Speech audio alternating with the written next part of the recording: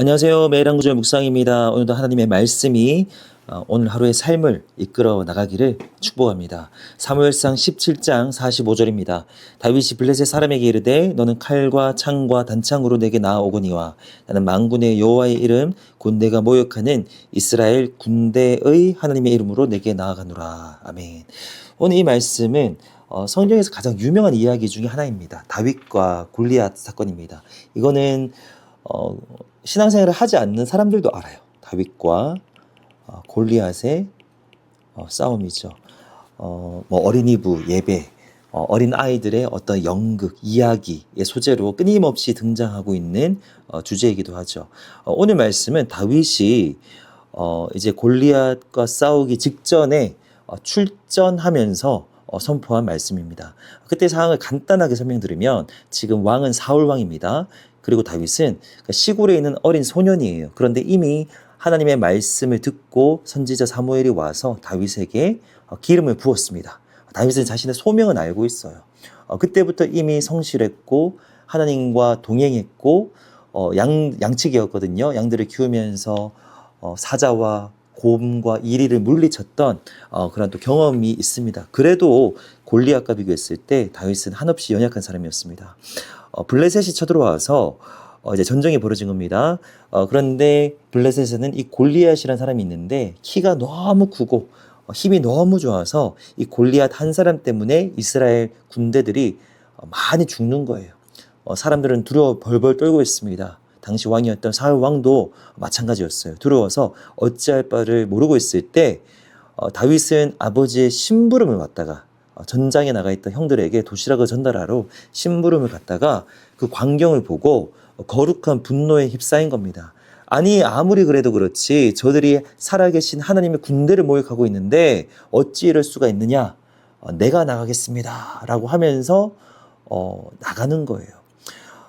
이 본문을 아마 찬찬히 읽어보시면 사무엘상 17장 전체를 찬찬히 읽어보시면 감동이 됩니다.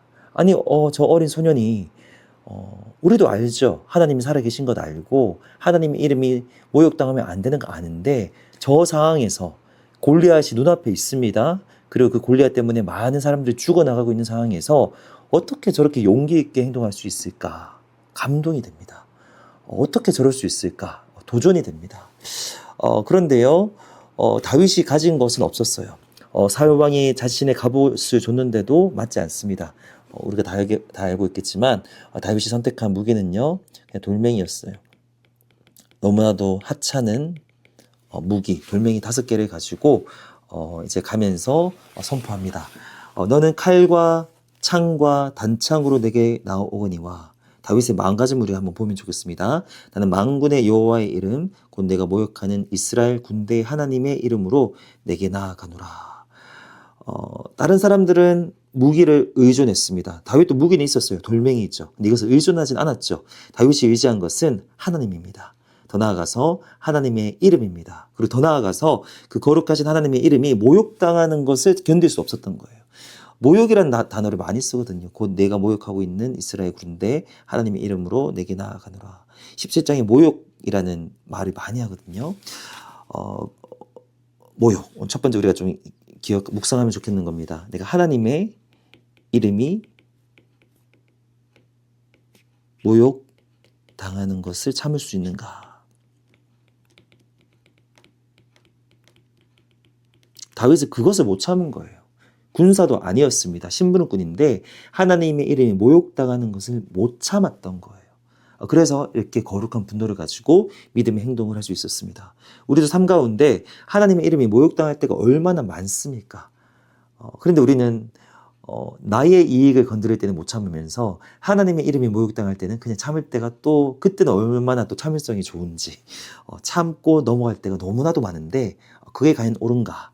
라는 질문을 던져봤으면 좋겠고요. 두 번째 질문, 우리는 하나님의 이름을 의지하고 있는가? 다윗은 무기를 의지하지 않습니다. 하나님의 이름으로 너에게 나아간다. 모욕을 당하는 걸 못 참아도 하나님에 대한 신뢰가 없으면 못 나가죠. 행동으로 못 옮깁니다. 그 용기가 생길 수가 없는데 다윗은 하나님의 이름을 의지했기 때문에 용기를 가지고 나아갈 수 있었다라는 거예요.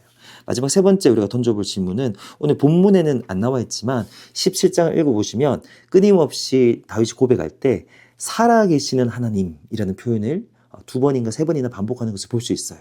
살아계시는 하나님의 군대, 하나님을 살아계시는 존재로 여기고 있는가? 제가 그 상황에 있었다면 하나님께서 능력이 있는 것을 알면서도 과연 그 용기가 있었을까? 근데 다윗은요, 정말로 하나님이 살아서 역사하신다는 걸 믿었어요. 그 다윗의 고백은 항상 이 고백이 따라 붙거든요. 살아계시는 하나님.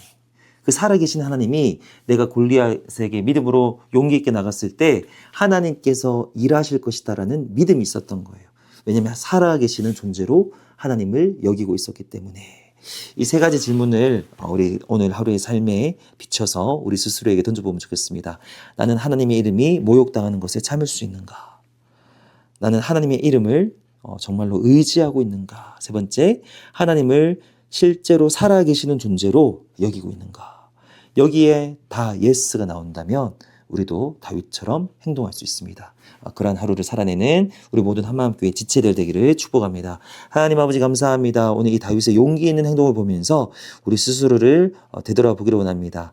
하나님의 이름이 모욕당하는 것을 참을 수 있는지 되돌아보게 하여 주시고 참지 않는 우리 되게 하여 주시옵소서. 하나님의 이름을 의지하고 있는가? 하나님의 이름을 실제적으로 의지하며 붙들며 살아가는 오늘 하루가 되게 하여 주시옵소서. 그리고 더 나아가서 그 하나님을 실제로 살아서 역사하시는 존재로 여기고 오늘도 나를 위해서 일하시고 나를 보호하시고 나에게 승리 주신 그 하나님의 믿음으로 고백할 뿐만 아니라 용기 있게 행동하는 우리 믿음의 사람들 될 수 있게 도와주시옵소서. 감사합니다. 예수님 이름으로 기도합니다. 아멘.